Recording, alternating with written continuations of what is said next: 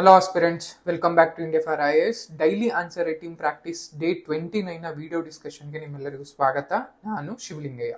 So ಇವತ್ತಿನ ಅಂದ್ರೆ day 29 question ಅನ್ನು ನೋಡೋದಾದ್ರೆ, evaluate the significance of the great bath and its role in understanding the socio religious practices of Harappan civilisation.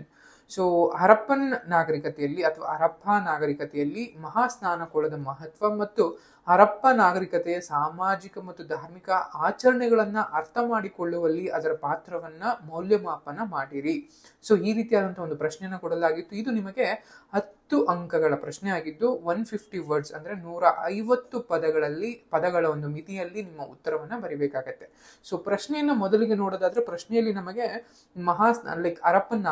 Harappan ನಾಗರಿಕತೆ ನಿಮ್ಗೆಲ್ಲ ಗೊತ್ತಿರೋ ಹಾಗೆ ಕೆಲವು ಫೀಚರ್ಸ್ ಅಂದ್ರೆ ಅದರದೇ ಆದಂತಹ ವಿಶಿಷ್ಟವಾದಂತಹ ಲಕ್ಷಣಗಳನ್ನ ಹೊಂದಿದೆ. ಸೊ ಆ ವಿಶಿಷ್ಟವಾದಂತಹ ಲಕ್ಷಣಗಳಲ್ಲಿ ನಮಗೆ ಕಾಣುವಂಥದ್ದು ಈ ಒಂದು ಗ್ರೇಟ್ ಬಾತ್ ಅಥವಾ ಸ್ನಾನದ ಒಂದು ಕೊಳ ಅಂತ ಕರೆಯುತ್ತೀವಲ್ಲ. ಸೊ ಇವಾಗಲೂ ಕೂಡ ನಮಗೆ ಸಿಕ್ಕಿರುವಂತಹ ಪುರಾತತ್ವ ಇಲಾಖೆ ಅಂಡರ್ ಅಲ್ಲಿ ಇರುವಂತಹ ಈ ಒಂದು ಸ್ನಾನದ ಕೊಳ. ಸೊ ಒಂದು ದೊಡ್ಡದೊಂದು ಸ್ನಾನ ಕೊಳದಿರೋದ್ರಿಂದ ನಾವು ಕ್ವಶನ್ ಆಸ್ಪೆಕ್ಟ್ ಇಂದ, ಅದು ಪ್ರಶ್ನೆಯ ಒಂದು ಉದ್ದೇಶದಿಂದ ನೋಡೋದಾದ್ರೆ, ಆ ಸ್ಥಾನದ ಒಂದು ಕೊಳ ಅನ್ನುವಂಥದ್ದು ಹರಪ್ಪನ್ ಅಥವಾ ಏನು ಸಿಂಧೂ ನಾಗರಿಕತೆ ಅಂತ ಏನ್ ಕರಿತೀವಿ, ಈ ಸಿಂಧೂ ನಾಗರಿಕತೆಯ ಸಾಮಾಜಿಕ ಮತ್ತು ಧಾರ್ಮಿಕ ಆಚರಣೆಗಳನ್ನ ಅರ್ಥ ಮಾಡ್ಕೊಳ್ಳೋದ್ರಲ್ಲಿ ನಮ್ಗೆ ಹೇಗೆ ಒಂದು ಸಹಾಯವನ್ನ ಮಾಡುತ್ತೆ ಅನ್ನೋದನ್ನ ನಾವು ಈ ಪ್ರಶ್ನೆಗೆ ಉತ್ತರವನ್ನ ಏರ್ಪಡಿಸಬೇಕಾಗತ್ತೆ. ಸೊ ಮೊದಲಿಗೆ ಇಂಟ್ರೊಡಕ್ಷನ್ ಪಾರ್ಟ್ ಅಲ್ಲಿ ನೀವು ಯೂಶಲಿ ಹರಪ್ಪನ್ ನಾಗರಿಕತೆಯ ಬಗ್ಗೆ ಅಥವಾ ಮಹಾಸ್ನಾನಕೊಳದ ಅಥವಾ ಗ್ರೇಟ್ ಬಾತ್ ಅಂತ ಏನ್ ಕರಿತೀವಿ ಅದ್ರ ಬಗ್ಗೆ ನೀವು ಡೆಫಿನೇಷನ್ ಅನ್ನ ಅಥವಾ ಅದಕ್ಕೆ ಸಂಬಂಧಿತ ಒಂದು ಮಾಹಿತಿಯನ್ನ 4 ರಿಂದ 5 ಲೈನ್ಗಳಲ್ಲಿ ಬರೆಯಬೇಕಾಗತ್ತೆ. ಅಂಡ್ ಬಾಡಿ ಪಾರ್ಟ್ ಬಂದಾಗ, ಬಾಡಿ ಪಾರ್ಟ್ ನಲ್ಲಿ ಹೇಗೆ ಅದು ಸಾಮಾಜಿಕವಾಗಿ ಮತ್ತು ಧಾರ್ಮಿಕವಾಗಿ ನಾವು ಹರಪ್ಪನ್ ನಾಗರಿಕತೆಯನ್ನು ಅರ್ಥ ಮಾಡ್ಕೋಬಹುದು ಈ ಪರ್ಸ್ಪೆಕ್ಟಿವ್ ಇಂದಾಗಿ ಅನ್ನೋದನ್ನ ನೀವು ಆನ್ಸರ್ ಅಲ್ಲಿ ಬರಿಬೇಕಾಗತ್ತೆ. ದೆನ್ ಕನ್ಕ್ಲೂಷನ್ ಪಾರ್ಟ್ ಬಂದಾಗ ನೀವೇನ್ ಒಂದಿಷ್ಟು ಕನ್ಸೈಸ್ ಮಾಡಿ ನೀವು ಒಂದು ಸಂಕ್ಷಿಪ್ತವಾಗಿ 3 ರಿಂದ 4 ಲೈನ್ಗಳಲ್ಲಿ ಕನ್ಕ್ಲೂಷನ್ ಅನ್ನ ಬರೀ. ಪೀಠಿಕೆಯನ್ನ ನೋಡೋದಾದ್ರೆ ಅಥವಾ ನಾವೇನ್ ಇಂಟ್ರೊಡಕ್ಷನ್ ಅಂತ ಕರಿತೀವಿ, ಇಂಟ್ರೊಡಕ್ಷನ್ ನೋಡೋದಾದ್ರೆ ಹರಪ್ಪನ್ ನಾಗರಿಕತೆಯು ಪ್ರಮುಖ ನಗರಗಳಲ್ಲಿ ಒಂದಾದ ನಾಗರಿಕತೆ ಎಂದು ಕರೆಯಲಾಗುತ್ತದೆ. ಅಂದ್ರೆ ನಗರಗಳ ಒಂದು ಸಿಂಧು ಕಣಿವೆ ಅಂತಾನು ಕರೆಯಲ್ಪಡುವಂತಹ ಇದು ಮೊಹೆಂಜೊದಾರೋ ನಗರದಲ್ಲೂ ಮಹಾಸ್ನಾನದ ಕೊಳ ಈ ಪ್ರಾಚೀನ ಸಂಸ್ಕೃತಿ ಅತ್ಯಂತ ಸಾಂಪ್ರದಾಯಿಕ ಮತ್ತು ಆಕರ್ಷಕ ವಾಸ್ತುಶಿಲ್ಪದ ವೈಶಿಷ್ಟ್ಯಗಳಲ್ಲಿ ಒಂದಾಗಿದೆ ಅನ್ನೋದೊಂದು ಫೀಚರ್ಸ್ ಈ ರೀತಿ ಬರೆದು. ಸೊ ಅದರ ಮೇಲೆ ಸಾಮಾಜಿಕ ಮತ್ತು ಧಾರ್ಮಿಕ ಒಳನೋಟ, ನಗರಾಭಿವೃದ್ಧಿ, ತಾಂತ್ರಿಕ ಪ್ರಗತಿಯ ಬಗ್ಗೆ ಅಮೂಲ್ಯವಾದಂತಹ ಒಂದು ಒಳನೋಟಗಳನ್ನ ನೀಡುತ್ತದೆ. ಸೊ ಆ ಮೂಲಕ ಸಾರ್ವಜನಿಕ ಆರೋಗ್ಯದ ಮೂಲಸೌಕರ್ಯ, ಆಧ್ಯಾತ್ಮಿಕ ಜೀವನ ಎರಡರಲ್ಲೂ ನಾಗರಿಕತೆಯ ಅತ್ಯಾಧುನಿಕತೆಗೆ ಸಾಕ್ಷಿಯಾಗಿದೆ.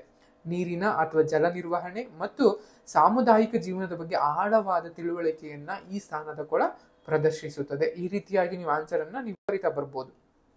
ಅಂಡ್ ಆ ಹರಪ್ಪನ್ ನಾಗರಿಕತೆಯ ಮಹತ್ವವನ್ನು ನೋಡೋದಾದ್ರೆ ನೀವು ಯೂಶಲಿ ವಿಶಿಷ್ಟವಾದಂತಹ ವಾಸ್ತುಶಿಲ್ಪ ಅಂತ ಕರಿತೀವಿ. ಅಂದ್ರೆ ಏನ್ ನಾವು ಈ ಸ್ಥಾನಕೋಳ ಅಂತ ಕರೀತೀವಲ್ಲ, ಇಲ್ಲಿ ನಿಮಗೆ ವಿಶಿಷ್ಟವಾದಂತಹ ಒಂದು ವಾಸ್ತುಶಿಲ್ಪವನ್ನ ಹೊಂದಿರುತ್ತೆ. ಸೊ ಅಂದ್ರೆ ಪ್ರಾಚೀನ ಜಗತ್ತಿನಲ್ಲಿ ಸಾರ್ವಜನಿಕ ಸ್ಥಾನದ ಒಂದು ವಾಸ್ತುಶಿಲ್ಪದ ಆರಂಭಿಕ ಉದಾಹರಣೆಗಳು ಅಂತ ಕರಿತೀವಿ. ಅಂದ್ರೆ ಈ ರೀತಿಯಾದಂತಹ ಒಂದು ಓಪನ್ ಸೋರ್ಸ್ ಅಲ್ಲಿ ಅಥವಾ ಓಪನ್ ಏರಿಯಾದಲ್ಲಿ ಅದು ಕೂಡ ಒಂದು ಸಾಮುದಾಯಿಕ ಅಂದ್ರೆ ಎಲ್ಲರೂ ಸೇರಿ ಮಾಡಬಹುದಾದಂತಹ ಒಂದು ಮಹಾಸ್ನಾನದ ಕುಲದ ಒಂದು ವಾಸ್ತುಶಿಲ್ಪಕ್ಕೆ ಪ್ರಾಥಮಿಕ ಉದಾಹರಣೆ ಅಂತ ನಾವು ಕರಿತಾ ಬರ್ತೀವಿ. ದೆನ್ ಧಾರ್ಮಿಕವಾಗಿ ಬಳಕೆ ಅಂತ ಅಂದ್ರೆ ಹರಪ್ಪನ್ ಧರ್ಮದಲ್ಲಿ ಅಥವಾ ಸಿಂಧೂ ನಾಗರಿಕತೆಯಲ್ಲಿ ಶುಚಿತ್ವಕ್ಕೆ ಎಷ್ಟು ಮಹತ್ವವನ್ನ ಕೊಡ್ಲಾಗ್ತಾ ಇತ್ತು ಅಂದ್ರೆ, ಯೂಶಲಿ ಈ ರೀತಿಯಾದ ಸ್ನಾನದ ಕೊಳಗಳು ಅಂತ ಅಂದಾಗ ಅದು ಹಬ್ಬ ಹರಿದಿನಗಳಲ್ಲೋ ಅಥವಾ ವಿಶೇಷ ದಿನಗಳಲ್ಲೋ ಅಥವಾ ಮತ್ಯಾವುದು ದಿನಗಳಲ್ಲಿ ನಾವು ಸ್ನಾನವನ್ನ ಆ ಕೊಳದಲ್ಲಿ ಮಾಡಿ ಆ ನಂತರದಲ್ಲಿ ನಾವು ಮುಂದಿನ ಕಾರ್ಯಗಳಲ್ಲಿ ತೊಡಸ್ಕೊಳ್ಬೇಕಾಗತ್ತೆ. ಸೊ ಇದರ ಅರ್ಥ ಶುಚಿತ್ವಕ್ಕೆ ಎಷ್ಟು ಮಹತ್ವವನ್ನ ಕೊಡ್ತಾ ಇದ್ದೋ ಅನ್ನೋದನ್ನ ನಾವು ತಿಳಿಸುತ್ತೆ. ಅದ್ರ ಜೊತೆಗೆ ಅಂದ್ರೆ ಧಾರ್ಮಿಕ ಶುದ್ಧೀಕರಣ ಅನ್ನುವಂಥ ಕಾನ್ಸೆಪ್ಟ್ಗಳು ಕೂಡ ನಾವು ಅದನ್ನ ಬೇಕಾದ್ರೆ ಬಳಸ್ಕೋಬಹುದು. ಇನ್ನೊಂದು ಸಮುದಾಯ ಕೂಟ ಅಂತ ಕರಿತೀವಿ. ಅಂದ್ರೆ ಸಾಮಾಜಿಕವಾಗಿ ಮತ್ತು ಧಾರ್ಮಿಕವಾಗಿ ಅಲ್ಲಿನ ನಾಗರಿಕತೆಯ ಜನರು ಒಂದೆಡೆ ಸೇರುವಂತಹ ಕೂಟಗಳಿಗೆ ಈ ಒಂದು ಸ್ನಾನದ ಕೊಳದು ಕೂಡ ಒಂದಾಗಿರುತ್ತೆ. ಸುಧಾರಿತವಾದಂತಹ ಇಂಜಿನಿಯರಿಂಗ್ ತಂತ್ರಜ್ಞಾನ ಅಂತ ಹೇಳ್ತೀವಿ. ಯಾಕಂದ್ರೆ ನೀವು ಈ ಕೊಳವನ್ನ ನೋಡಿದಾಗ ಅಷ್ಟು ಎತ್ತರದ ಕೊಳ, ಅದ್ರ ಜೊತೆಗೆ ಈಗಲೂ ಅದರದ್ದು ಕಟ್ಟಿರುವಂತಹ ಕಲ್ಲುಗಳು ಅಥವಾ ಕಂಬಗಳು ಈಗಲೂ ಕೂಡ ಅದನ್ನು ಸುಸ್ಥಿತಿನಲ್ಲೇ ಇದಾವೆ. ಸೊ ಅದಕ್ಕೆ ಬಳಸ್ತಿರುವಂತಹ ಗಾರೆಗಳಾಗಿರ್ಬೋದು ಅಥವಾ ನೀರನ್ನ ಬರೆದು ಬಂದು ಮತ್ತು ನೀರು ತಿರುಗಿ ವಾಪಸ್ ಹೋಗುವಂತಹ ವ್ಯವಸ್ಥೆ ಆಗಿರ್ಬೋದು, ಪ್ರತಿಯೊಂದು ಕೂಡ ಒಂದು ಸುಧಾರಿತವಾದಂತಹ ಒಂದು ತಂತ್ರಜ್ಞಾನವನ್ನ ಈ ಒಂದು ಕೊಳದ ನಿರ್ಮಾಣದಲ್ಲಿ ಬಳಸ್ಕೊಳ್ಳಲಾಗಿದೆ. ಸೊ ಈ ರೀತಿಯಾದಂತಹ ಒಂದು ಆ ನಂತರದಲ್ಲಿ ಹರಪ್ಪನ್ ಸಾಮಾಜಿಕ ಮತ್ತು ಧಾರ್ಮಿಕ ಆಚರಣೆಗಳನ್ನ ಅಥವಾ ಸಿಂಧೂ ನಾಗರಿಕತೆಯ ಒಂದು ಸಾಮಾಜಿಕ ಮತ್ತು ಧಾರ್ಮಿಕ ಆಚರಣೆಗಳನ್ನ ಅರ್ಥ ಮಾಡಿಕೊಳ್ಳುವಲ್ಲಿ ಮಹಾಸ್ಥಾನಕೊಳದ ಅಥವಾ ಸ್ಥಾನಕೊಳದ ಪಾತ್ರ ಅಂತ ನೀವು ಒಂದಿನ ಹಾಕಿ, ಆಚರಣೆಗಳು ಮತ್ತು ಸಮಾರಂಭಗಳಿಗೆ ಎಷ್ಟು ಮಹತ್ವವನ್ನ ಕೊಡ್ತಾ ಇದ್ವಿ ಅನ್ನೋದು ನಾವು ಈ ಒಂದು ಕೊಳದ ಮೂಲಕ ತಿಳ್ಕೊಬೋದಾಗಿರುತ್ತೆ. ಯಾಕಂದ್ರೆ ಇದು ಸುತ್ತಮುತ್ತ ಒಂದಷ್ಟು ಲೈಕ್ ಸಂಕೀರ್ಣದ ಆಚರಣೆಗಳಾಗಿರ್ಬೋದು ಅಥವಾ ಸಮಾರಂಭದ ಉಪಸ್ಥಿತಿಗಳನ್ನ ನಮ್ಗೆ ಇಲ್ಲಿನ ಸೂಚನೆ ಕೊಡುತ್ತೆ. ಸೊ ಅದಾಗಿರ್ಬೋದು, ಅಥವಾ ಜಲಕ್ಕೆ ಇರುವಂತಹ ಅಥವಾ ನೀರಿಗಿರುವಂತಹ ಮಹತ್ವವನ್ನ, ಜಲಪೂಜೆಯನ್ನ ನಾವು ಯೂಶಲಿ ಮೋಸ್ಟ್ ಪ್ರಾಬಬ್ಲಿ ಅದನ್ನ ಶುದ್ಧೀಕರಣ ಪರ್ಸ್ಪೆಕ್ಟಿವ್ ಇಂದ ನೋಡೋದಾದ್ರೆ, ಅಥವಾ ಆ ರೀತಿಯಾದಂತಹ ಅಂದ್ರೆ ಒಂದು ಶುದ್ಧೀಕರಣಕ್ಕೆ ಅಂದ್ರೆ ಶುಚಿತ್ವಕ್ಕೆ ಒಂದು ಬೆಲೆಯನ್ನು ಕೊಟ್ಟು ನಾವು ಅದನ್ನ ಬಳಸ್ತಾ ಇದ್ದಂಗೂ ಕೂಡ ಅದರದ ಒಂದು ಯಾವ ಮಟ್ಟಿಗೆ ನಾವು ಜಲಕ್ಕೆ ಪೂಜೆಯನ್ನ ಮಾಡಿಸ್ತಿದ್ವು, ಜಲತ್ವಕ್ಕೆ ಒಂದು ದೈವತ್ವವನ್ನ ನೀಡಿದ್ದೋ ಅಥವಾ ಜಲವನ್ನ ನಾವು ಎಷ್ಟು ಮಟ್ಟಿಗೆ ಗೌರವಿಸುತ್ತಿದ್ದೋ ಅನ್ನುವಂಥದ್ದನ್ನ ನಾವು ಈ ಒಂದು ಅಂಶದ ಮೂಲಕ ಅರ್ಥ ಮಾಡ್ಕೋಬಹುದಾಗಿರುತ್ತೆ. ಅಂಡ್ ಸಾಮಾಜಿಕ ಕ್ರಮಾನುಘಾತ ಅಂತ ಕರಿತೀವಿ, ಅಂದ್ರೆ ಗಣ್ಯ ವ್ಯಕ್ತಿಗಳಿಂದ ಶುದ್ಧೀಕರಣದ ಆಚರಣೆಗಳಿಗೆ ಬಳಸಿರಬಹುದಾಗಿರುತ್ತೆ. ಅಂಡ್ ನಗರ ಯೋಜನೆ ಅಂದ್ರೆ ಸಾರ್ವಜನಿಕ ಸ್ಥಳಗಳು ಮತ್ತು ಸಮುದಾಯ ಮೂಲ ಸೌಕರ್ಯದ ಮೇಲೆ ಹರಪ್ಪನ್ ಸಂಸ್ಕೃತಿಯ ಒಂದು ಪ್ರಭಾವವನ್ನ ಒತ್ತು ಹೇಳುತ್ತೆ ಅಥವಾ ಒತ್ತು ಪ್ರತಿಬಿಂಬಿಸುತ್ತೆ ಅನ್ನೋದನ್ನ ನಾವು ನಿಮ್ಗೆ ಹೇಳ್ತೀವಿ. ಪುರಾತತ್ವ ಶಾಸ್ತ್ರದ ವೈಶಿಷ್ಟ್ಯಗಳನ್ನು ನೋಡೋದಾದ್ರೆ, ಅಂದ್ರೆ ಈ ಒಂದು ಕೊಳ ಏನಿದೆ, ನೀವು ಕೊಳದ ಒಂದು ವೈಶಿಷ್ಟ್ಯವನ್ನ ನೋಡೋದಾದ್ರೆ, ಆಯಾಮಗಳು 39 ಅಡಿ ಉದ್ದ ಇರುತ್ತೆ ಮತ್ತು 23 ಅಡಿ ಅಗಲ, 8 ಅಡಿ ಆಳವನ್ನ ನಿಮ್ಗೆ ಈ ಒಂದು ಕೊಳ ಹೊಂದಿರುತ್ತೆ. ಈ ಕೊಳದ ಲೈಕ್ ನಿರ್ಮಾಣದಲ್ಲಿ ಬಳಕೆಯಾಗಿರುವಂತಹ ಸಾಮಗ್ರಿಗಳು ಯಾವ್ಯಾವು ಅಂತ ಅಂದ್ರೆ, ಇಟ್ಟಿಗೆ ಒಂದು, ಅದ್ರ ಜೊತೆಗೆ ಲೈಕ್ ಗಾರೆ ಏನಿರುತ್ತೆ ಅದನ್ನು ಯೂಸ್ಲಿ ಬಳಸಿದ್ದಾರೆ. ಅಂಡ್ ಅತ್ಯಾಧುನಿಕ ಒಳಚರಂಡಿ ವ್ಯವಸ್ಥೆಯೊಂದಿಗೆ ಇದನ್ನ ನಾವು ನಿರ್ಮಾಣ ಮಾಡಲಾಗಿರುತ್ತೆ. ಅಂಡ್ ಇನ್ನು ನೀರು ಸರಬರಾಜು ಬಂದಾಗ ಹತ್ತಿರದ ಬಾವಿ ಅಥವಾ ಯಾವ್ದಾದ್ರು ಒಂದು ಲೈಕ್ ಜಲಾಶಯ ಅನ್ನೋದಕ್ಕಿಂತ ಡ್ಯಾಮ್ಗಳು, ಚೆಕ್ ಡ್ಯಾಮ್ಗಳು ಅಥವಾ ಏನು ಸಣ್ಣ ಪುಟ್ಟ ಡ್ಯಾಮ್ಗಳನ್ನ ಕರಿತೀವಿ, ಆ ತರದ ಒಂದು ನೀರಿನ ಒಂದು ಮೂಲಗಳಿಂದ ಈ ಒಂದು ಕೊಳಕ್ಕೆ ಅಂದ್ರೆ ಸ್ನಾನದ ಕೊಳಕ್ಕೆ ನೀರನ್ನ ಹರಿಸಲಾಗುತ್ತೆ. ಈ ತರ ಪ್ರಾಚೀನ ನಾಗರಿಕಗಳೊಂದಿಗೆ ಹೋಲಿಕೆಗಳನ್ನ ನೋಡೋದಾದ್ರೆ, ಸಿಮಿಲಾರಿಟೀಸ್ ಏನು ಈ ಗ್ರೇಟ್ ಬಾತ್ ಅಂತ ಕರಿತೀವಿ, ಈ ಗ್ರೇಟ್ ಬಾತ್ ಯಾವ್ದಾದ್ರು ಸಿಮಿಲಾರಿಟೀಸ್ ಇದಾವ ಅಂತ ನೋಡೋದಾದ್ರೆ ಖಂಡಿತವಾಗಿ ಇದೆ. ಇನ್ನು ಪ್ರಾಚೀನ ಈಜಿಪ್ಟ್ ನಲ್ಲಿ ಇದೇ ರೀತಿಯಾದಂತಹ ಒಂದು ಸ್ಥಾನದ ಕೊಳದ ಅದು ಸ್ನಾನ ಮಾಡೋದಕ್ಕೋಸ್ಕರ ಬಳಸ್ತಾ ಇದ್ದಂತಹ ಒಂದು ಕೊಳಗಳ ಒಂದು ಇದನ್ನ ನಾವು ನೋಡ್ಬೋದಾಗಿರುತ್ತೆ. ಅದು ಬಂದು ಅಕೆಟಾಟಿನ್ ಅಂತ ಕರಿತೀವಿ, ಆ ಪ್ರದೇಶಗಳಲ್ಲಿ ನಮಗೆ ಅದು ಕಂಡು ಬರುತ್ತೆ.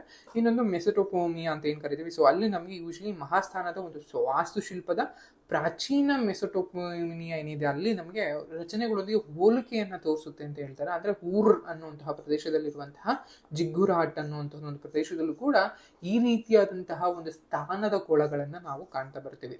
ಅಂಡ್ ಪ್ರಾಚೀನ ಗ್ರೀಸ್ ಮತ್ತು ರೋಮ್ ದೇಶಗಳಲ್ಲಿ ಅಥವಾ ಪ್ರಾಂತ್ಯಗಳಲ್ಲಿ ಕೂಡ ನಾವು ಈ ರೀತಿಯಾದಂತಹ ಒಂದು ಸ್ಥಾನಕೊಳದ ಅಥವಾ ಒಂದು ಸಾರ್ವಜನಿಕ ಅಥವಾ ಸಮುದಾಯ ಸ್ಥಾನಕೊಳದ ನಮ್ಗೆ ಯೂಶಲಿ ಒಂದೊಂದು ಕಾನ್ಸೆಪ್ಟ್ಗಳು ಕಂಡು ಬರ್ತವೆ. ಬಟ್ ಆದ್ರೂ ಕೂಡ ಈ ರೋಮನ್ ಅಂಡ್ ಗ್ರೀಸ್ ನಲ್ಲಿರುವಂತಹ ಒಂದು ಕಾನ್ಸೆಪ್ಟ್ಗಳು ಈ ಸಿಂಧೂ ನಾಗರಿಕತೆಗಿಂತ ಹೊಸದಾಗಿ ನೂತನವಾಗಿದೆ, ಅಂದ್ರೆ ತುಂಬಾ ಹಳೆಯದಲ್ಲ ಅನ್ನೋದನ್ನ ನಾವು ನೋಡ್ಕೋಬೇಕಾಗತ್ತೆ. ಸೊ ಇದಿಷ್ಟು ನಮಗೆ ಅಂಡ್ ಕನ್ಕ್ಲೂಷನ್ ಬಂದಾಗ ನಿಮ್ಗೆ ಯೂಶಲಿ ಮಹಾಸ್ಥಾನಕೊಳ ಅಂತದ್ದು ಅಥವಾ ಗ್ರೇಟ್ ಬಾತ್ ಅನ್ನುವಂಥದ್ದು ಒಂದು ಪ್ರಮುಖ ಪುರಾತತ್ವ ಶಾಸ್ತ್ರದ ಶೋಧವಾಗಿದೆ. ಇದು ಹರಪ್ಪನ್ನ ಅಥವಾ ಸಿಂಧೂ ನಾಗರಿಕತೆಯ ಸಾಮಾಜಿಕ ಧಾರ್ಮಿಕ ಆಚರಣೆಗಳು, ನಗರ ಯೋಜನೆ ಮತ್ತು ತಾಂತ್ರಿಕ ಪ್ರಗತಿಗಳ ಒಳನೋಟವನ್ನ ನಮಗೆ ಒದಗಿಸುತ್ತೆ. ಇದರ ಮಹತ್ವವು ಅದರ ಕ್ರಿಯಾತ್ಮಕ ಉದ್ದೇಶಗಳನ್ನ ಮೀರಿ ವಿಸ್ತರಿಸುತ್ತದೆ. ಇದು ಸಂಕೀರ್ಣ ಮತ್ತು ಅತ್ಯಾಧುನಿಕ ನಾಗರಿಕತೆಗಳನ್ನ ಪ್ರತಿನಿಧಿಸುತ್ತದೆ. ಇನ್ನು ಇಂಗ್ಲಿಷ್ ಮೀಡಿಯಂ ಮಕ್ಕಳಿಗೆ ಯೂಶಲಿ ನಿಮಗೆ ಸ್ಪರ್ಧಾರ್ಥಿಗಳಿಗೆ ಇಲ್ಲಿ ಕೊಡಲಾಗಿದೆ ಇಂಟ್ರೊಡಕ್ಷನ್ ಪಾರ್ಟ್ ಅಥವಾ significance of the great bath ಅನ್ನೋಂಥದ್ದಾಗಿರ್ಬೋದು. And role in understanding Harappan like socio religious practices ಅನ್ನೋದ್ರಲ್ಲೂ ಕೂಡ ನಿಮಗೆ ಹೇಗೆ ಈ ಗ್ರೇಟ್ ಬಾತ್ ವರ್ಕ್ ಆಗುತ್ತೆ. ದೆನ್ ಆರ್ಕಿಯಾಲಜಿಕಲ್ ಫೀಚರ್ಸ್ ಆಗಿರೋ ಜೊತೆಗೆ comparison with other ancient civilizations ಅನ್ನೋ ರೀತಿಯಲ್ಲಿ ಕೊಟ್ಟಿರ್ತೀವಿ. ದೆನ್ ಕನ್ಕ್ಲೂಷನ್ ಪಾರ್ಟ್ ಅಲ್ಲಿ ಬಂದು ಕೊಟ್ಟ ಒಂದು ಲೈಕ್ ಸಂಕ್ಷಿಪ್ತವಾಗಿ ನಿಮ್ಗೆ ಹೇಗೆ ಒಂದು ಕನ್ಕ್ಲೂಷನ್ ಏನ್ ಮಾಡ್ಬೇಕು ಅನ್ನೋ ರೀತಿ. ಸೊ ಇದಿಷ್ಟು ಡೇ 29 ನ ಒಂದು ವಿಡಿಯೋ ಡಿಸ್ಕಷನ್ ಆಗಿರುತ್ತೆ. So thank you.